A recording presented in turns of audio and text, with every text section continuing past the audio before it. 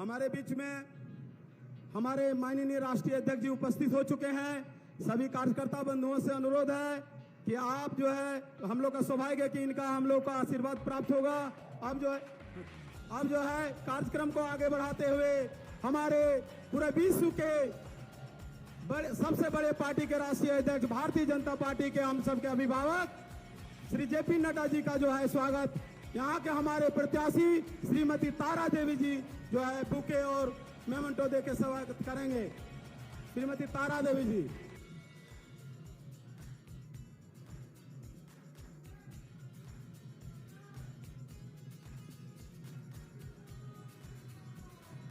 अब जो है तारा देवी जी से अनुरोध करूंगा कि आप जो है गणेश बप्पा जी का जो है, गणेश भगवान जी का जो है मूर्ति देकर उन्हें स्वागत करें।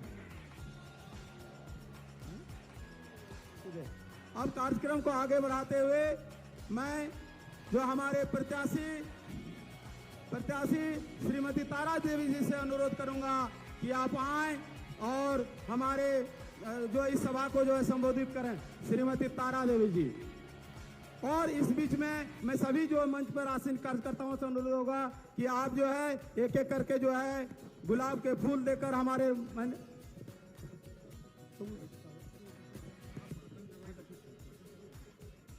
श्रीमती तारा देवी जी।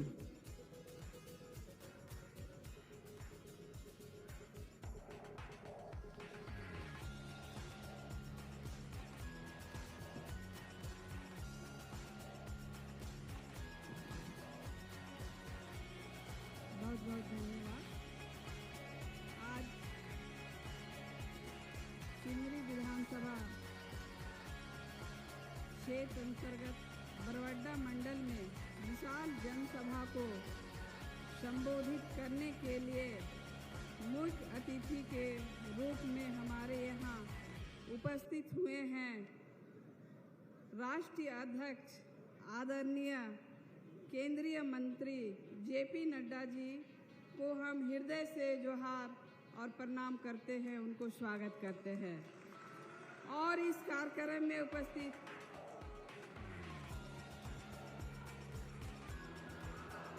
झारखंड प्रदेश के पूर्व अध्यक्ष आदरणीय दीपक प्रकाश जी और क्लस्टर प्रभारी अग्निमित्रा पॉल जी, विधानसभा के प्रभारी पवन साहू जी और प्रवासी दयानंद गिरी जी, इस कार्यक्रम में मंच में उपस्थित हमारे बड़े भाई नंदलाल अग्रवाल जी, संयोजक संतलाल परमानिक जी, बलदेव महतो जी, आशीष मुखर्जी, प्रकाश बौरी, जगदीश रवानी और यहाँ पे मंच में उपस्थित सभी मंचासीन अतिथियों को मैं प्रणाम, जोहार और सभी को हृदय से बहुत बहुत धन्यवाद देती हूँ। जैसा कि आप लोग सभी जानते हैं कि आज मैं जिस जगह पे खड़ी हूँ वो आप लोग से छुपा हुआ नहीं है। जैसा कि पिछले 2019 में आप लोग एक किसान के बेटा को आप लोगों ने विधायक के रूप में चुना था और पहली बार भारतीय जनता पार्टी के टिकट से वो चुनाव लड़े थे और वो 1 साल बाद ही कोरोना से ग्रसित होकर अभी 3 साल से हैदराबाद में एडमिट हैं।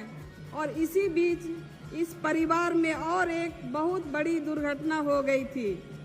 उसके बावजूद भी इस क्षेत्र के जनता ने मुझे इतना प्यार दिया कि 3 साल तक इस दुख के घड़ी में मेरे साथ आप लोग कदम से कदम मिलाकर चले और आप ही लोग के बदौलत हम पूरे सिंदरी विधानसभा क्षेत्र में घर से निकल के हर जन जन तक जो भी योजनाएं रहा मैंने पहुंचाने का काम किया है।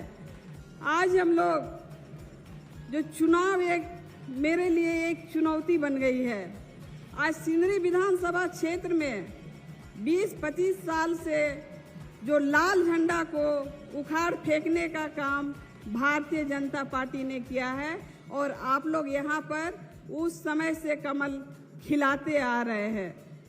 आशा ही नहीं, पूरा विश्वास है कि भारतीय जनता पार्टी ही एक ऐसी पार्टी है जो सबको सम्मान देती है। पूरे विश्वास के साथ, जिस विश्वास के साथ मुझे प्रत्याशी बनाया गया है, उसी विश्वास के साथ आज हमारे सिंदरी विधानसभा क्षेत्र के एक कार्यकर्ता चुनाव लड़ रही है और इस परिवार के साथ, इस दुखी परिवार के साथ, एक बहन के साथ, एक गांव की बेटी, एक गांव की बहू जो आप लोग के समक्ष खड़ी हुई है, ये किसी से छुपा नहीं है। आशीर्वाद चाहिए। जिस तरह से माननीय विधायक जी को आप लोग आशीर्वाद दिए थे, मेरे ऊपर भी आप लोग का उतना ही आशीर्वाद है। मेरा 3 परिवार हो गया आज 3-4 साल में, जो मैं इतना, मेरा संघर्ष ही जीवन बन गया है।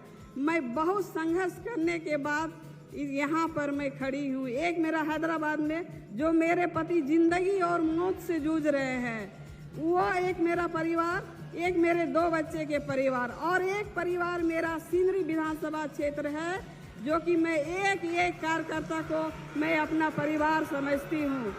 आशा नहीं, पूरा विश्वास है कि आप लोग उनका स्वास्थ्य के लाभ के लिए भारतीय जनता पार्टी को आप लोग वोट करेंगे। और सिंदरी विधानसभा क्षेत्र शांति बहुल क्षेत्र है। जब से भाजपा का गढ़ बना है, हमारा विधानसभा बहुत ही शांतिपूर्वक से चल रहा है। इसी विधानसभा को शांतिपूर्व रखने के लिए आप लोग भारतीय जनता पार्टी कमल फूल में वोट दीजिए और इस विधानसभा को शांति बनाए रखिए। आज भारतीय जनता पार्टी जितने गरीबों को मकान दिए हैं, शौचालय दिए हैं और अभी हम लोग का जो 5 परण है, जितने भी मातृशक्ति है, मातृशक्ति को बहुत बड़ी लाभ मिलने वाला है। युवा वर्ग के जितने भी हमारे, मैंने अपने 28 साल का बेटा को खोया है। जितने 28 साल उम्र के यहाँ पे उपस्थित है, सब मेरे बेटा समान है। युवाओं को रोजगार से जोड़ने का काम करेगी। भारतीय जनता पार्टी की सरकार बनती है, पहले कैबिनेट में पास किया जाएगा, नारी को सम्मान दिया जाएगा, युवाओं को सम्मान दिया जाएगा, सभी 20-22 लाख घर बनेंगे, पक्का मकान बनेंगे, सब चीज का लाभ मिलेगा। और हमारा सिंदरी विधानसभा जो सिंदरी नगर के वासी है, वो भी डरे नहीं, उनको भी नहीं उजाड़ा जाएगा। वहाँ जो बिजली की समस्याएं थी, वो भी अब पूर्ण रूप से अब खत्म हो जाएगा। और विश्वास दिलाती हूँ कि मैं जीत के आती हूँ, तो जिस तरह से भी कोई भी समस्या रहे, मैं आप लोगों का एक समस्या का समाधान करूंगी। ये आशा नहीं, पूरे विश्वास के साथ मैं नम्र निवेदन विनती करती हूँ कि एक गांव की बहू को, घर की बेटी को आप अपना बहुमूल्य वोट 1 नंबर बटन पर दबाएं और सिंदरी विधानसभा में बहुत बड़ा कमल खिलाकर विधानसभा भेजिएगा। इन्हीं आशा और विश्वास के साथ आप सभी को जोहार, प्रणाम, धन्यवाद। जय श्री राम, जय जय श्री राम। भारत माता की, भारत माता की जय श्री राम।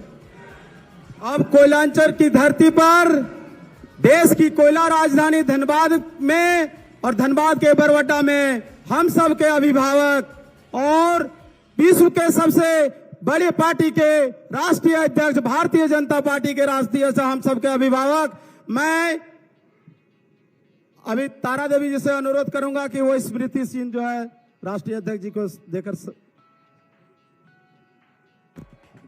अब हमारे बीच में मैं अनुरोध करूंगा हमारे गार्जियन राष्ट्रीय अध्यक्ष जी से कि हम लोगों को जो है संबोधित करने का कष्ट करेंगे और हमें आशीर्वचन देकर जो है इस सिंदरी विधानसभा में विजय झंडा का जो चल रहा है, उस विजय झंडा को जो है बरकरार रखने के लिए हमें आशीर्वाद और मूल मंत्र देने का कष्ट करेंगे।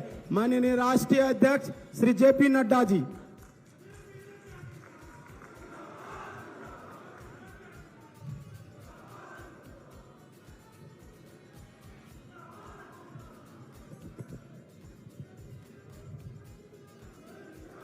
बोलिए भारत माता की, भारत माता की, भारत माता की।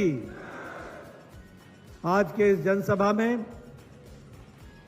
चुनावी माहौल में मंच पर विराजमान हम सबके बहुत ही लोकप्रिय प्रत्याशी बहन श्रीमती तारा देवी जी, हमारे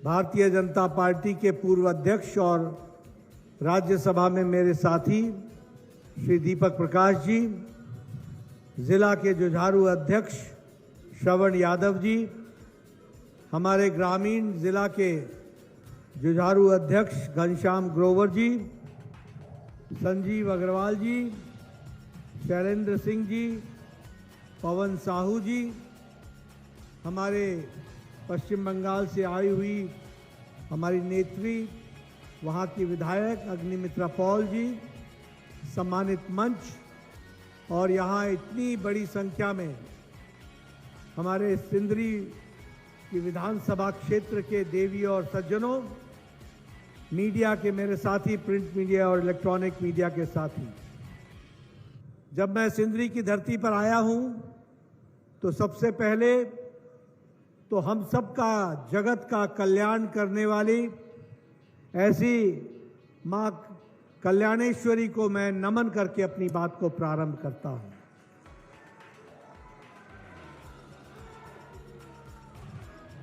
आज 17 तारीख है। 2 दिन पहले 15 नवंबर को झारखंड ने एक साथ 2 प्रमुखतम दिवस मनाया। एक तो झारखंड दिवस और दूसरा भगवान बिरसा मुंडा जी की जन्म जयंती। हम ये कह सकते हैं कि जब आप वनांचल की लड़ाई लड़ रहे थे और झारखंड को अलग राज्य बनाने की बात कर रहे थे, तो उस समय कांग्रेस पार्टी ढुलमुल करती थी और राष्ट्रीय जनता दल के लालू यादव ने कहा था कि झारखंड मेरी लाश पर बनेगा। भगवान उनको लंबी आयु दे, वो जिंदा रहें, लेकिन झारखंड बना और श्रीमान भारत रत्न अटल बिहारी वाजपेयी के कर कमलों द्वारा बना। और हम कह सकते हैं कि हमने बनाया है, हम ही झारखंड को संवारेंगे, हम ही इसको आगे ले जाएंगे। उसी प्रकार से इन 70 सालों में हमारी आजादी की लड़ाई में पूरे अपना योगदान करने वाले भगवान बिरसा मुंडा को और उनके योगदान को कांग्रेस ने स्वार्थ के कारणों से दबा दिया था। कभी चिंता नहीं की, कभी ध्यान नहीं दिया। हमारे आदिवासी भाइयों के जिनसे प्रेरणा मिली, जिन्होंने आजादी की लड़ाई को लड़ा, अंग्रेजों के छक्के छुड़ाए, उनके मिशनरी आंदोलन को रोकने का प्रयास किया, ऐसे स्वतंत्रता वीर हमारे भगवान बिरसा मुंडा को आदिवासी गौरव दिवस के रूप में मनाने का तय आदरणीय नरेंद्र मोदी जी ने किया। इस बात को भी हमको याद रखना चाहिए। इसलिए आदिवासी गौरव दिवस हो या फिर झारखंड दिवस हो, आप सबको इसके लिए बहुत बहुत शुभकामनाएं, बहुत बहुत बधाई। मैं जब यहां बैठा था और बहन तारा देवी बोल रही थी, तो जिस तरीके से महिलाओं से, सज्जन वृंद से, यहां युवाओं से तालियों की गड़गड़ाहट में सुन रहा था, उसने मुझे संतोष भी दिया और भरोसा भी दिया और विश्वास भी दिया कि आपने तारा देवी जी को चुनाव जिता के भेजने का मन बना लिया है। इसके लिए मैं आपको एडवांस में बधाई देना चाहता हूं। मित्रों, ये जो पहला चरण का चुनाव 13 तारीख को संपन्न हुआ, इस चुनाव में झारखंड की जनता ने बड़ा स्पष्ट कर दिया है कि यह चुनाव एक तरफा भारतीय जनता पार्टी और एनडीए के लोगों के लिए उनके मत देने का मन झारखंड की जनता ने बना लिया है और झारखंड मुक्ति मोर्चा, कांग्रेस पार्टी और आरजेडी को उखाड़ फेंकने का मन बना लिया है। ये बात मैं साफ देख रहा हूं। मैं जो मिजाज देख रहा हूं वो मिजाज सिर्फ झारखंड मुक्ति मोर्चा और इंडी गठबंधन को हराने का ही नहीं है। आप लोगों ने, झारखंड की जनता ने झारखंड मुक्ति मोर्चा, कांग्रेस पार्टी और आरजेडी को सबक सिखाने का मिजाज बनाया है, सबक सिखाने का मिजाज बनाया है। और इसलिए फिर चाहे वो पिछड़ा वर्ग हो, किसान भाई हो, मजदूर हो, हमारे नौजवान साथी हो, हमारी महिलाएं हो, हमारी बहनें हो, बेटियां हो, हमारे आदिवासी भाई हो, हमारे दलित भाई हो, सबका एक ही नारा बन चुका है, रोटी बेटी और माटी करे पुकार, झारखंड में भाजपा एनडीए की सरकार। और इसीलिए यह मैं यहां पर बताना चाहता हूं कि ये जो गठबंधन, झारखंड मुक्ति मोर्चा का गठबंधन, आरजेडी का, कांग्रेस पार्टी का, यह गठबंधन स्वार्थ का गठबंधन है। यह गठबंधन आदिवासी विरोधी गठबंधन है। यह गठबंधन दलित विरोधी गठबंधन है। यह गठबंधन किसान विरोधी है। यह गठबंधन भ्रष्टाचार का समर्थक गठबंधन है। यह परिवारवाद को पनपाने वाला गठबंधन है और ये तुष्टीकरण की राजनीति को जन्म देने वाला गठबंधन है। ये आपको याद रखना चाहिए। मैं यहां ये भी आपको बताना चाहता हूं कि जब जब हमारी सरकार आई, हम लोगों ने झारखंड को विकास के साथ जोड़ने का काम किया, उद्योगों को आगे बढ़ाया। और इस बार भी जब केंद्र में हमारी मोदी जी की तीसरी बार सरकार आई और दूसरी बार सरकार आई, तो हिंदुस्तान उर्वरक रसायन सिंदरी को, इसको भी फिर से चालू करके मुख्य धारा में लाने का काम किया, तो हमारी सरकार ने किया है। और ये जो मैथों पावर प्लांट है, इसकी कैपेसिटी को बढ़ाने का काम भी किया, तो हमारी सरकार, मोदी जी की सरकार ने किया। ये भी आपको ध्यान में रखना चाहिए। और इसलिए मित्रों, मैं ये कह सकता हूं कि हेमंत सरकार जो किसान विरोधी है, दलित विरोधी है, आदिवासी विरोधी है, इन्होंने गरीबों को और गरीब बनाया। इन्होंने रोजगार पर ध्यान नहीं दिया। इन्होंने दोनों हाथों से प्रदेश को लूटने में कोई कसर नहीं छोड़ी। इन्होंने परिवारवाद को बढ़ावा दिया, फूट डाल करके राजनीति की और तुष्टीकरण के माध्यम से प्रदेश को बांट करके राज करने का प्रयास किया। यह भी हमको ध्यान में रखना चाहिए।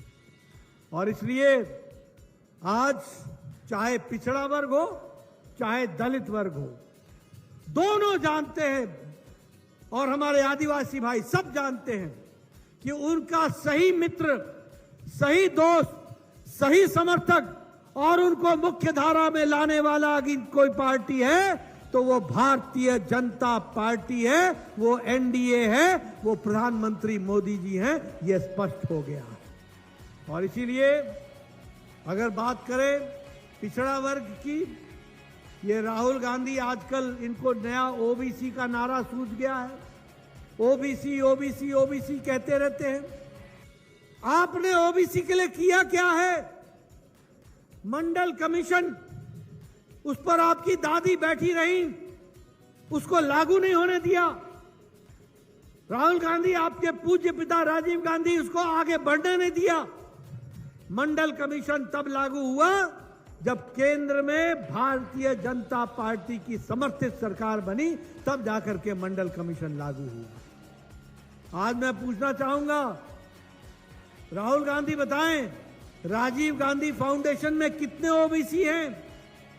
सोनिया गांधी जो एडवाइजरी काउंसिल की यूपीए की सरकार में चेयरपर्सन थी, वो बताएं कि उनके एडवाइजरी काउंसिल में कितने ओबीसी थे। और राहुल गांधी आप बताइए कि आपके कांग्रेस वर्किंग कमेटी में कितने ओबीसी हैं।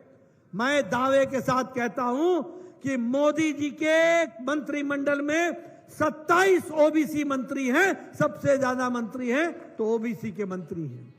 इसलिए अगर पिछड़ा वर्ग की बात की जाए तो पिछड़ा वर्ग कमीशन को, ओबीसी का बैकवर्ड कमीशन को संवैधानिक दर्जा देने का काम भी किया तो नरेंद्र मोदी जी ने किया, यह भी हमको ध्यान में रखना होगा। इसलिए मित्रों, अगर पिछड़ा वर्ग की बात की तो मैंने आपको बताया कि मुख्य धारा में झारखंड में, देश में लाने का काम हमारी सरकार ने किया है। अगर मैं आदिवासी भाइयों की बात करूं तो आदिवासी भाई, आपका बजट प्रधानमंत्री मोदी जी ने 3 गुना बढ़ा दिया ताकि आप मुख्य धारा में शामिल हो। मैं यहां यह भी आपको बताना चाहूंगा कि मुद्रा लोन में 51% लोन हमारे ओबीसी के भाई, एससी के भाई और एसटी के भाई ने लिया है।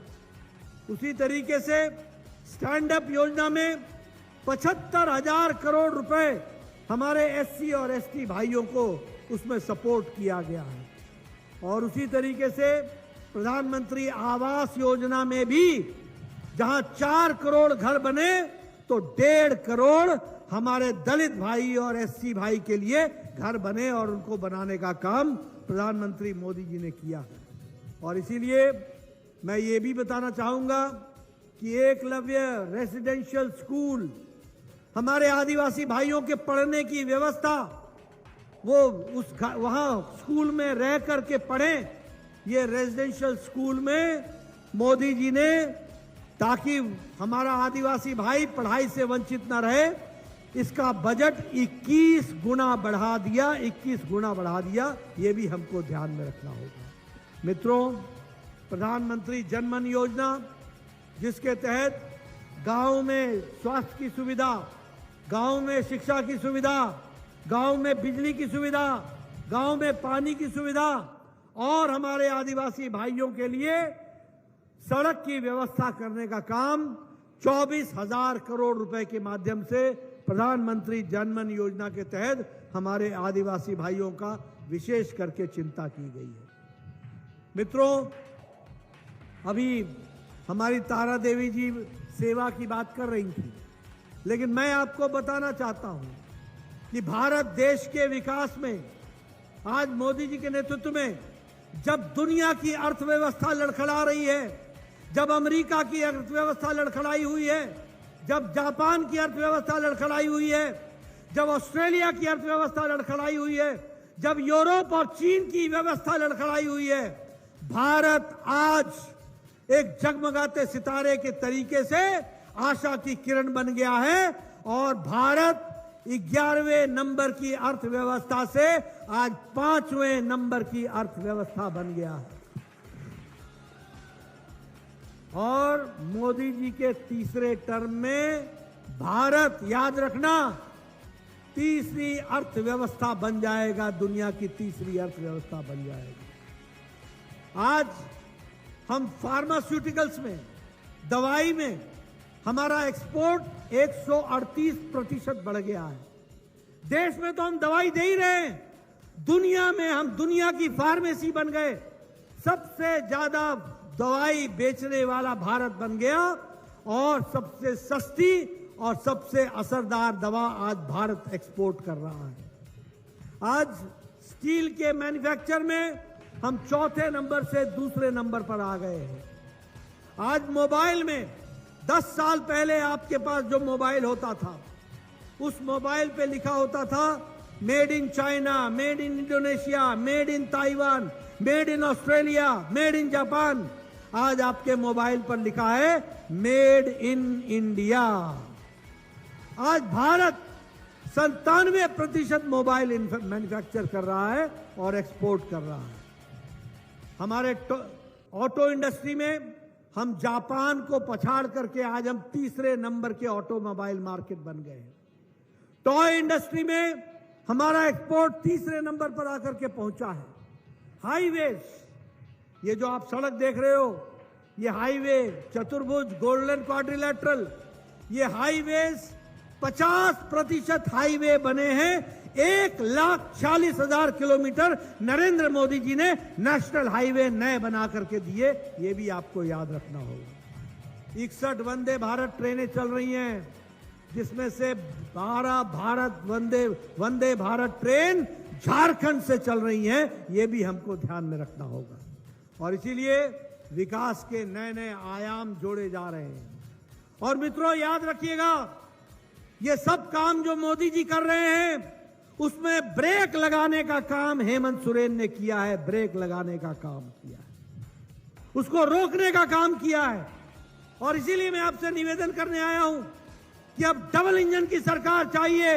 ऊपर भी अगर एनडीए है तो नीचे भी एनडीए चाहिए, और झारखंड में एनडीए की सरकार चाहिए। इसके लिए हमको काम करना पड़ेगा। आपको यह भी जानकर खुशी होगी कि आज भारत की गरीबी की रेखा से नीचे रहने वाले 25 करोड़ लोग आज गरीबी की रेखा से निकल आए हैं। वो मध्य इनकम के ग्रुप में आ गए 25 करोड़ लोग। और ये क्यों हुआ है?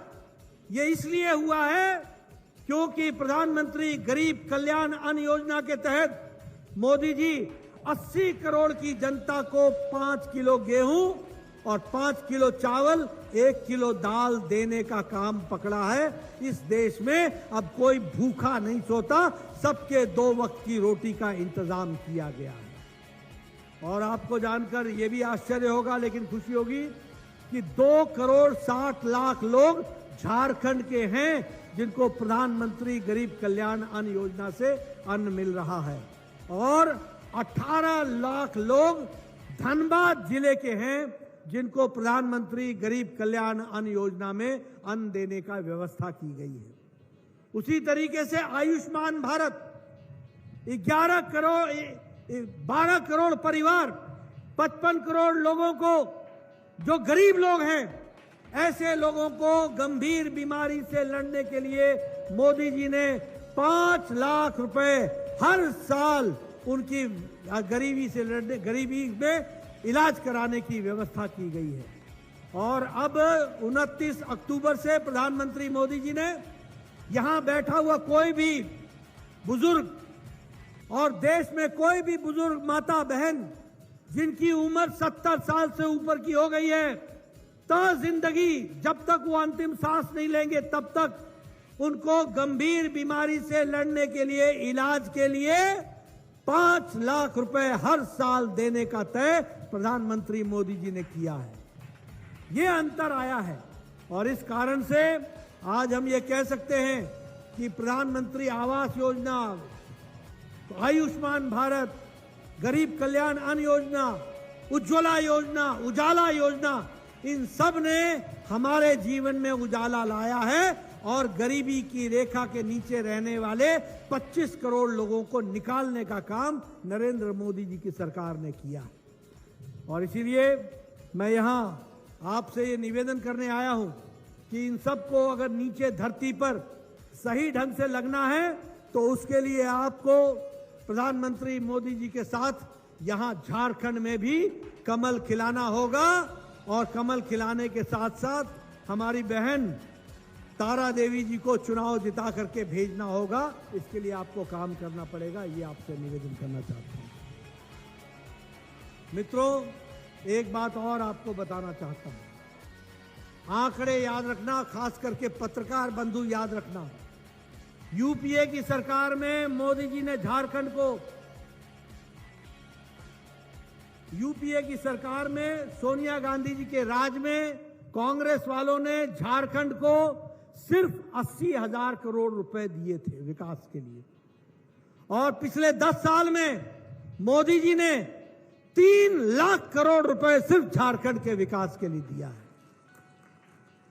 और इसी तरीके से अगर मैं कहूं कि प्रधानमंत्री मोदी जी को झारखंड से विशेष प्यार है तो वो इस बात से दर्शाता है कि आयुष्मान भारत की शुरुआत भी झारखंड से हुई थी, मुद्रा योजना की शुरुआत भी दुमका झारखंड से हुई थी, प्रधानमंत्री जनधन योजना की शुरुआत भी झारखंड के उलिहात से हुई थी, हमारे बिरसा मुंडा के गांव से हुई थी, और विकसित भारत संकल्प यात्रा की शुरुआत भी खूंटी से हुई।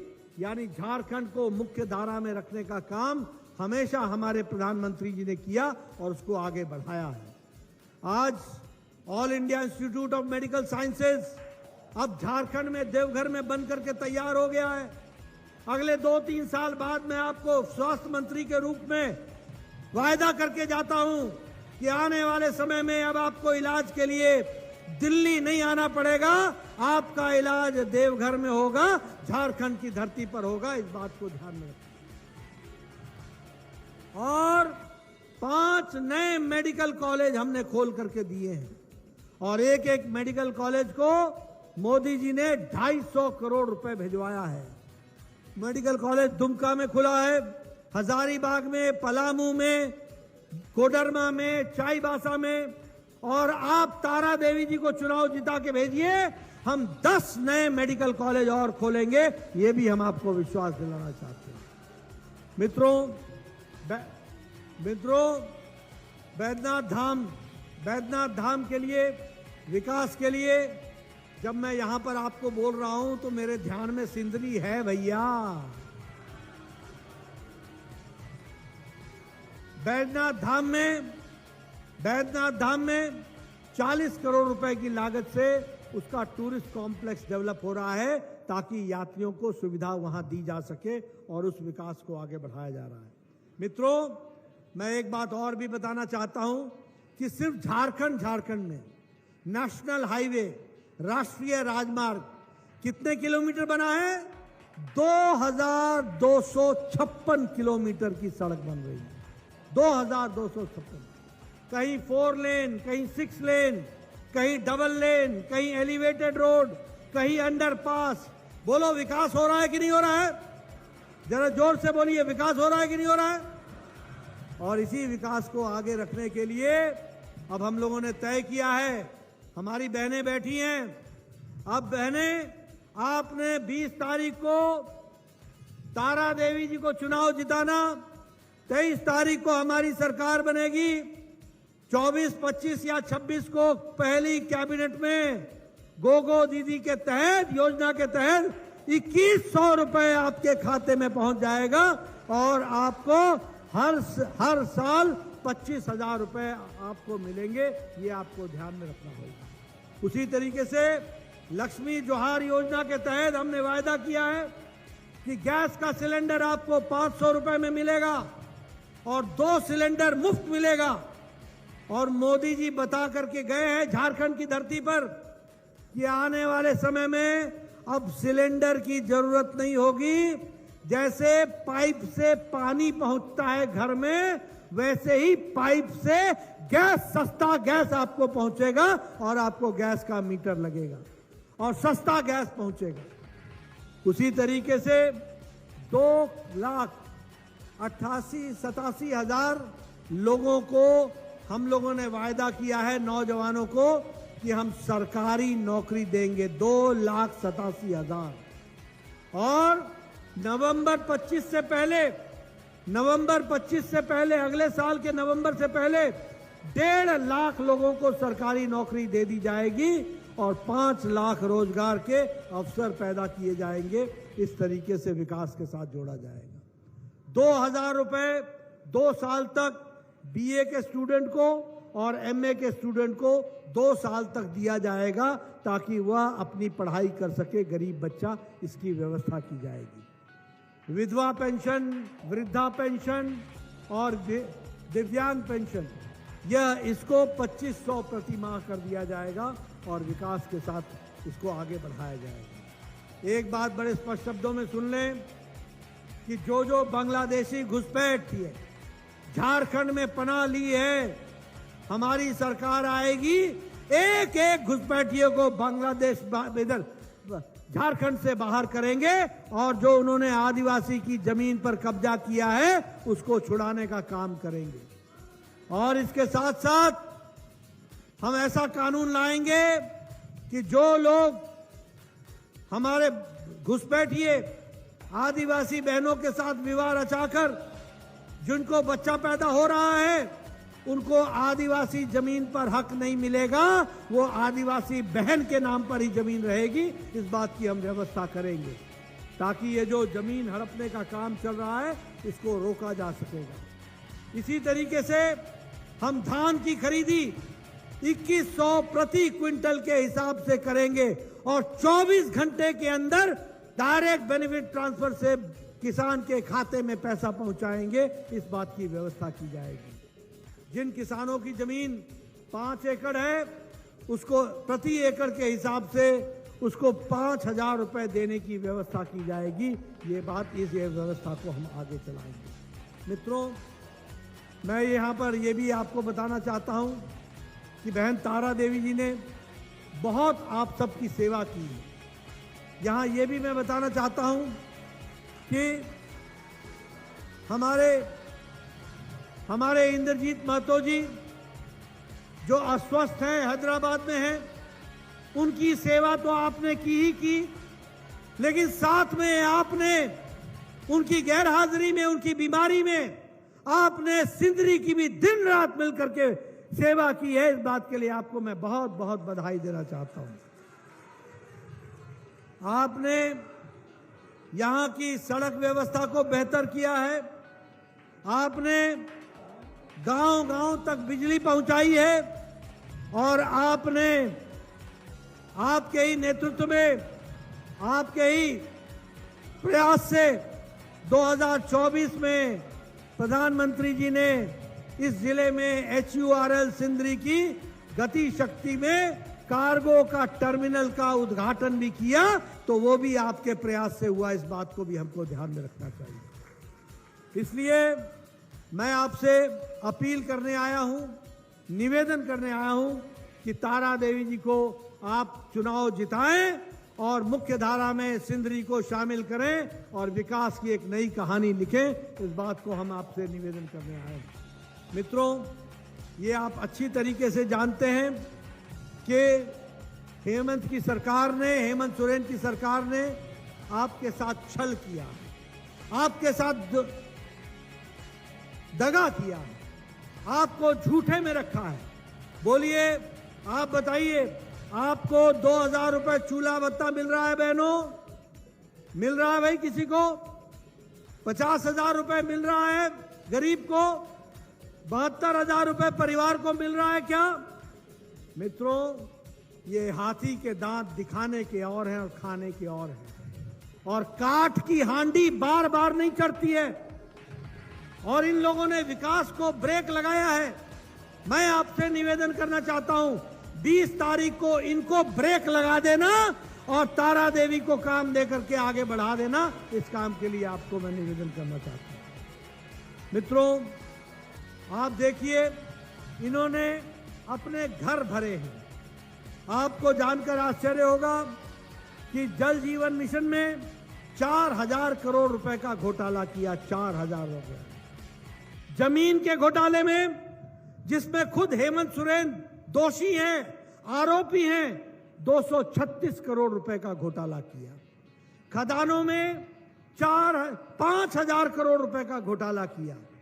ये जल जमीन की जो बात करते थे, न जल छोड़ा न जमीन छोड़ी, हर जगह घोटाला किया है। और मैं एक बात बता दूं, लालू यादव बेल पर है, हमारे हेमंत सोरेन बेल पर है, कांग्रेस के आलमगीर आलम जेल में हैं, धीरज साहू राज्यसभा के सदस्य बेल पर हैं, करोड़ों रुपए कमाए हैं। ये सारे इंडी अलायंस के गठबंधन के लोग या तो जेल में हैं या बेल पर हैं। और ऐसे लोगों को, और हेमंत सोरेन भी बाहर बहुत दिन नहीं रहेंगे, आरोपी हैं। इन्होंने जमीन में घोटाला किया है, झारखंड की जनता के साथ दगा किया है। इनको जवाब मिलेगा कानून अपना काम करेगा और इन लोगों की जगह जेल में है और तारा देवी जी के लिए विकास के काम को आगे बढ़ाना ये हमारी जिम्मेवारी है। बताइए, तारा देवी जी को जिताएंगे ना? 20 तारीख को कमल पर वोट देंगे ना? बटन दबाएंगे ना? झारखंड में सरकार लाएंगे ना? बहुत बहुत धन्यवाद। जय भारत, जय झारखंड, जय जोहार। अब जो है मैं जिले हमारे महामंत्री जी से अनुरोध करूंगा कि वो धन्यवाद ज्ञापन